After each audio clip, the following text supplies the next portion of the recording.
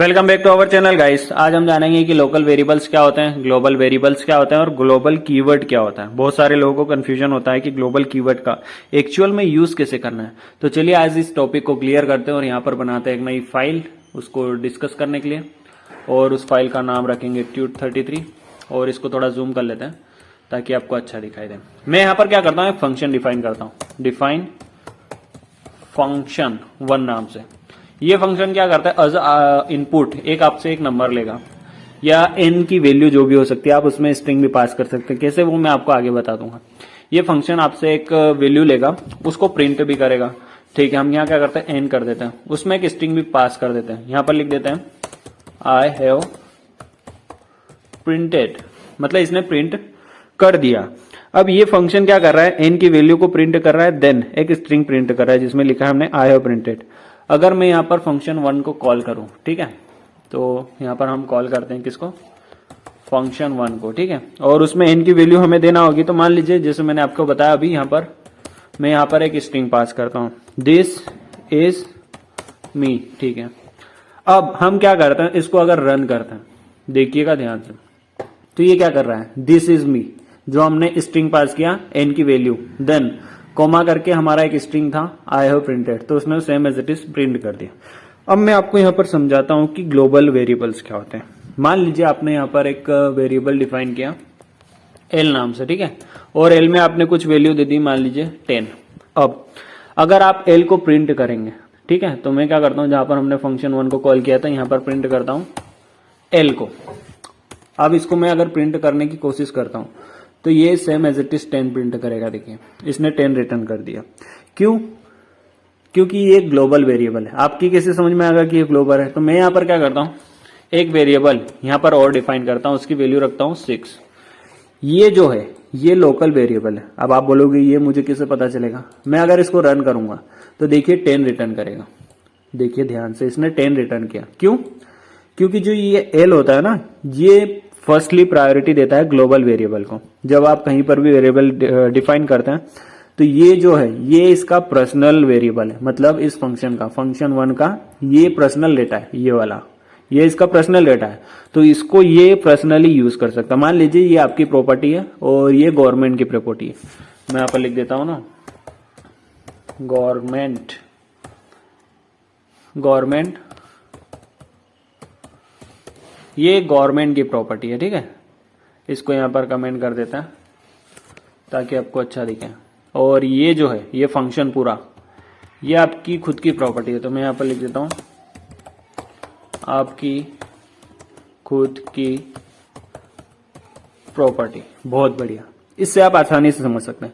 देखिए अगर आपकी प्रॉपर्टी आपके पास है तो आप क्या करोगे, वो गवर्नमेंट को यूज करने दोगे? बिल्कुल नहीं, 1% आप यूज नहीं करने दोगे। लेकिन गवर्नमेंट की जो प्रॉपर्टी है उसका आप यूज कर सकते हैं। जैसे उसके फ्लाईओवर होते हैं गवर्नमेंट के, या बहुत सारे कंस्ट्रक्शन के काम होते हैं, रोड्स होती है जिनका आप यूज करते हैं, बहुत मजे से करते हैं, कोई दिक्कत नहीं। लेकिन आपके जो पर्सनल घर है, आपका पर्सनल खेत हो सकता है, आपकी पर्सनल गाड़ी हो सकती है, उसको आप गवर्नमेंट को यूज करने के लिए देंगे क्या? 1% आप नहीं देंगे। तो ये क्या हो जाएगा, ग्लोबल वेरिएबल जो गवर्नमेंट वाला है। और जो आपकी खुद की प्रॉपर्टी ये लोकल हो जाएगी, ये आपके लोकल काम के लिए। मान लीजिए मैं यहाँ पर एक वेरिएबल और डिफाइन कर देता हूँ, m=4 लिख लेता हूँ, ठीक है। अब यहाँ पर अगर मैं प्रिंट स्टेटमेंट लगाता हूँ, ठीक है, और यहाँ पर l लिख देता हूँ, तो ये l कौन सा रिटर्न करेगा, इसका लोकल। देखिए ध्यान से, ये इसका लोकल रिटर्न करेगा। मैं इसको अगर रन करूं तो देखिए ये पहले 6 कर रहा है, देन 10 कर रहा है। क्यों? देखिए ये क्या कर रहा है, जैसे प्रिंट स्टेटमेंट अपना है जो एल, तो पाइथन का इंटरप्रेटर जब अपने कोड को रीड करता है तो वो ग्लोबली चेक करेगा, पहले एल की वैल्यू 10 है, ठीक है। तो ये जो प्रिंट स्टेटमेंट है ये भी बाहर है, देखिए इस फंक्शन के बाहर लिखा है हमने। तो ये क्या करेगा, ये जो बाहर का डेटा है उसको पिक करेगा और प्रिंट करेगा। ये इस फंक्शन के अंदर नहीं जाएगा। लेकिन इस फंक्शन के अंदर जो प्रिंट स्टेटमेंट है ये क्या करता है, ये अपने पहले लोकल में चेक करेगा कि लोकल में एल कहीं पर लिखा है या नहीं। अगर लिखा है तो ये यहां से पिक करके उसको प्रिंट कर देगा। लेकिन ये अगर नहीं लिखा होता तो ये क्या करता, गवर्नमेंट की प्रॉपर्टी का यूज करता। मान लीजिए आपके पास पैसे नहीं है तो आप गवर्नमेंट की जो योजनाएं होती हैं उनका यूज कर सकते हैं। सेम एज इट इज, देखिए ये पर 10 रिटर्न कर रहा है। क्यों? क्योंकि इसका खुद का वेरिएबल नहीं है। मान लीजिए आपके पास पैसे नहीं है, आप कोई काम नहीं है, तो आप गवर्नमेंट की प्रॉपर्टी जैसे रोड्स होते हैं, कंस्ट्रक्शन के काम होते हैं, बहुत सारी चीजें यार उनकी योजनाएं होती है गवर्नमेंट की, उनका यूज आप आसानी से कर सकते हैं क्योंकि वो गवर्नमेंट ने आपको यूज करने के लिए दी है। तो जो गवर्नमेंट की चीजें हैं वो ग्लोबल है, जिसका वो खुद भी यूज करती है और आपको भी यूज करने देती है। लेकिन ये वाली चीजें आपकी खुद की पर्सनल है, लोकल है, इसको आप खुद यूज कर सकते हैं, आप गवर्नमेंट को यूज करने के लिए नहीं देंगे। तो मैं यहाँ पर लिख देता हूँ, देखिए ये क्या है, आपका लोकल वेरिएबल है, ठीक है। यहाँ पर कमेंट करके लिखते हैं ताकि आपको बाद में प्रॉब्लम नहीं होगी। ये आपका लोकल वेरिएबल है। और जो ऊपर वाला है गवर्नमेंट प्रॉपर्टी वाला, ये कौन सा है, ये आपका ग्लोबल वेरिएबल है। तो मैं यहाँ पर भी कर देता हूँ, ये आपका है ग्लोबल वेरिएबल, ठीक है। और ये एग्जाम्पल है, इसको आप समझिए, ये आपका एग्जाम्पल है, आप इसको ये ना लेके कुछ भी लिखा है। ये आपकी प्रॉपर्टी है और ये गवर्नमेंट की प्रॉपर्टी है। तो आई होप कि आपको ग्लोबल और लोकल वेरिएबल समझ में आ चुकी है। क्योंकि देखिए ग्लोबल वेरिएबल को आप कहीं पर भी यूज कर सकते हैं ग्लोबली, लेकिन लोकल वेरिएबल का यूज आप सिर्फ लोकल में ही कर सकते हैं। अगर मैं यहाँ पर ये ग्लोबल वेरिएबल को कमेंट कर दूं, ठीक है, और अब अगर देखिए यहाँ पर ये पहले ही हमारी आईडी की खासियत है, जो गलत होता है उसको रेड साइन कर देता है। अगर मैं यहाँ पर एल का यूज करने जाऊं तो यहाँ तक तो फिर भी ठीक है, मैं यहाँ पर ये लोकल को कमेंट आउट कर देता हूँ, तो ये तो इसको प्रिंट कर देगा लोकल में। लेकिन अगर मैं ग्लोबली एक्सेस करने की कोशिश करूंगा तो यहाँ पर ग्लोबली कहीं एल डिफाइन है नहीं है, जो था उसको हमने कमेंट कर दिया, तो ये इसके लोकल में जाके चेक नहीं करेगा। मतलब अगर आपके पास पैसा नहीं है तो आप गवर्नमेंट की योजनाओं का यूज करके अपना काम कर सकते हैं, लेकिन गवर्नमेंट के पास पैसा है नहीं है तो वो आपकी खुद की प्रॉपर्टी में इंटर नहीं होगी। तो आई होप आपको लोकल और ग्लोबल वेरिएबल समझ में आ चुके होंगे। मतलब हम किसी भी फंक्शन के अंदर जो वेरिएबल डिफाइन करते हैं वो उस फंक्शन के खुद के पर्सनल वेरिएबल्स होते हैं, जिनको हम लोकल वेरिएबल कहते हैं। उनकी जो स्कोप होता है ना, एक स्कोप होता है कि आपकी रेंज कहां से कहां तक है। मान लीजिए आपकी एज की हम इसको बताते हैं ना कि 1 to 100 ईयर्स तक आप जी सकते हैं, उस टाइप से जो आपका स्कोप है। तो स्कोप यहाँ पर जो लोकल वेरिएबल है उसका लोकल में होता है। मान लीजिए आपके गांव में कोई सरपंच होगा या पीएम जो होता है, उसका एक स्कोप होता है ना कि उसकी एक पर्टिकुलर स्टेट होती है, पर्टिकुलर कोई कंट्री होती है। तो उस टाइप से जो उसका स्कोप है वेरिएबल का, तो लोकल वेरिएबल क्या होता है, उसके फंक्शन के पर्सनल होते हैं लोकल वेरिएबल। और जो ग्लोबल वेरिएबल होते हैं वो सबके होते हैं, मतलब वो खुद के भी होते हैं, मतलब अलग से जैसे हम यहाँ ग्लोबली यूज करें तो कर सकते हैं। और अगर कोई फंक्शन उसका यूज करना चाहे, जैसे योजनाओं का यूज हम करते हैं, वैसे अगर करना चाहे तो वो कर सकते हैं। लेकिन आपके मन में सवाल आता है कि सर अगर आपने जैसे ग्लोबल वेरिएबल डिफाइन किया है, ठीक है, हमने यहाँ पर इसको कमेंट कर दें, आपने कर दिया, ठीक है, और हमारे पास कोई लोकल वेरिएबल है ही नहीं हमारे पास, तो ठीक है हम इसको कमेंट कर देते हैं। अब आता है सवाल आपके पास, आपने क्या सोचा कि सर हमारे पास लोकल वेरिएबल नहीं है, ठीक है, हमारे पास ग्लोबल वेरिएबल है, हमको पता है कि सरकार के पास ये योजना है, लेकिन हम उसको थोड़ा मॉडिफाई करना चाहते हैं। कैसे, मान लीजिए मैं यहाँ पर लिखता हूँ L = L और जो भी उसकी वैल्यू होगी उसको 45 से इंक्रीज करना चाहता हूं, तो मैं इंक्रीज कर सकता हूं क्या? नहीं भाई, 1% भी। आप गवर्नमेंट की किसी चीज को चेंज कैसे कर सकते हो? आप उसको चेंज नहीं कर सकते क्योंकि वो गवर्नमेंट का माल है। आप उसको सिर्फ यूज कर सकते हो same as it is, copy paste, लेकिन उसमें चेंज नहीं कर सकते। लेकिन बहुत सारे जो भी पाइथन के डेवलपर्स थे उनके मन में एक सवाल आया कि अगर कोई करना चाहे, मान लीजिए बहुत सारे गेम डेवलपमेंट में हमारे साथ होता है कि हमको बहुत सारे कीवर्ड होते हैं, उनको चेंज करना पड़ता है। मतलब ऐसी कुछ कंडीशन बन जाती है कि हम अब चेंज करे बिना अपने गेम को आगे बढ़ा ही नहीं सकते। तो वहां पर फिर पाइथन ने क्या करा, एक ऐसा कीवर्ड दिया आपको जिसके यूज से आप ग्लोबल वेरिएबल को चेंज कर सकते हैं। तो उसका नाम है ग्लोबल कीवर्ड। तो मैं यहाँ पर क्या करता हूँ, देखिए ये अभी रेड साइन कर रहा है ना, अगर मैं यहाँ पर लिख दूं क्या, मैं यहाँ पर लिख देता हूँ ग्लोबल L और इंटर करता हूं। अब आप देखिए यहाँ पर जो रेड साइन आ रहा था वो हट चुका है। क्यों? क्योंकि ये जो ग्लोबल L लिखा है ना, ये ग्लोबल कीवर्ड है। ध्यान से सुनना, ये ग्लोबल कीवर्ड है। इसकी सहायता से आपने क्या करा, गवर्नमेंट से परमिशन ले ली कि हम आपके जो डेटा है उसको मॉडिफाई कर सकते हैं। तो इसने क्या करा, जो फंक्शन 1 है उसमें ग्लोबल L वेरिएबल को परमिशन दे दी कि आप L को मॉडिफाई कर सकते हैं। अब अगर हम L को प्रिंट करेंगे तो बाकायदा वो प्रिंट करेगा। देखिए ये 55, बहुत बढ़िया। जैसे यहाँ पर 10 था, उसके बाद हमने उसको इंक्रीज किया, देन वो क्या हो गया 55। तो हम उसको मॉडिफाई कर सकते हैं किसकी मदद से, ग्लोबल कीवर्ड की मदद से। उसके पहले नहीं कर पा रहे थे।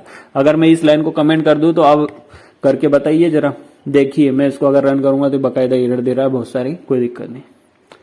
तो आप क्या करिए, जब आपको ग्लोबल वेरिएबल को मॉडिफाई करना है ना, तब आप ग्लोबल वेरिएबल का यूज, ग्लोबल कीवर्ड का यूज कर सकते हैं। अगर आपको ग्लोबल वेरिएबल को मॉडिफाई करना है तो आप ग्लोबल कीवर्ड का यूज कर सकते हैं।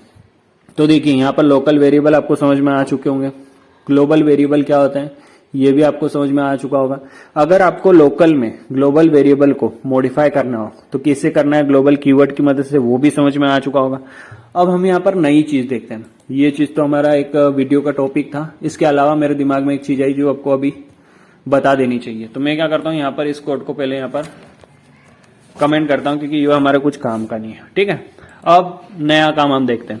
मान लीजिए मैं यहाँ पर लिखता हूँ डिफाइन और फंक्शन का नाम क्या लिखें यार, नाम भी ढंग के नहीं मिलता, ठीक है। अजय नाम से एक फंक्शन बनाया, ठीक है।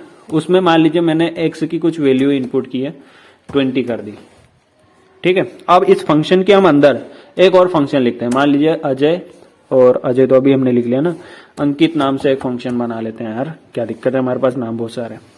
ये अंकित नाम का फंक्शन क्या करता है, अंकित नाम का फंक्शन जो है ना वो क्या कर रहा है, जो ग्लोबल वेरिएबल है कौन सा एक्स, उसकी जो वैल्यू है, जैसे अभी हमने आपको बताया कि आप उसकी वैल्यू को चेंज कर सकते हैं। तो मैं क्या करता हूँ, जो ग्लोबल वेरिएबल है ना एक्स, वो उसकी वैल्यू को चेंज कर रहा है, तो मैं उसको एक्स को चेंज करने की परमिशन दूं क्या, बिल्कुल दे दिए। तो मैं यहाँ पर क्या करता हूँ, जो भी अपना एक्स है ना उसको असाइन कर देता हूँ 86। अब आप बोलोगे कि ये चेंज हो जाएगा, तो आप इसका यूज कैसे करेंगे। आपके दिमाग में परफेक्टली क्वेश्चन तो आया होगा, नहीं आया तो आप सोचिए जरा कि हम इसको प्रिंट कैसे करेंगे। मैं यहाँ पर एक काम करता हूँ, प्रिंट स्टेटमेंट ही लगा देता हूँ यार, और 2 लगा देते हैं, एक बिफोर कॉलिंग और अंकित, हमारा जो अंकित है उसको कॉल करने से पहले, और उसकी वैल्यू क्या आएगी एक्स में ना, ठीक है। और एक क्या करते हैं, इसको अंकित को कॉल कर लेते हैं ना, अंकित को कॉल कर लेते हैं। देन अगेन एक प्रिंट स्टेटमेंट लगा देते हैं, उसको क्या करते हैं, उसमें लिख देते हैं आफ्टर कॉलिंग और अंकित।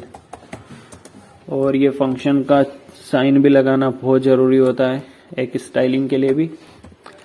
और हमने यहाँ ऊपर कुछ मिस्टेक कर दी, क्या लिखा, आई की जगह नहीं लिख दिया, कोई दिक्कत नहीं, ठीक है। देखिए हम यहाँ पर क्या जानना चाहते हैं, हम जानना चाहते हैं नेस्टेड फंक्शन। एक फंक्शन के अंदर दूसरा फंक्शन जब हम लिखते हैं तो उसको नेस्टेड फंक्शन बोलते हैं।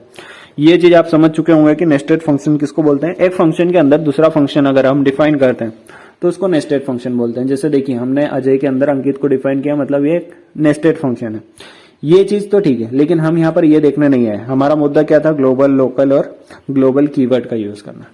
तो मान लीजिए हमने यहाँ पर क्या किया, x की वैल्यू को 20 असाइन किया, ठीक है, मतलब x में 20 को स्टोर कर दिया। लेकिन अंकित ने क्या करा, ग्लोबली गया और x की वैल्यू को चेंज किया और क्या कर दिया 86, ठीक है।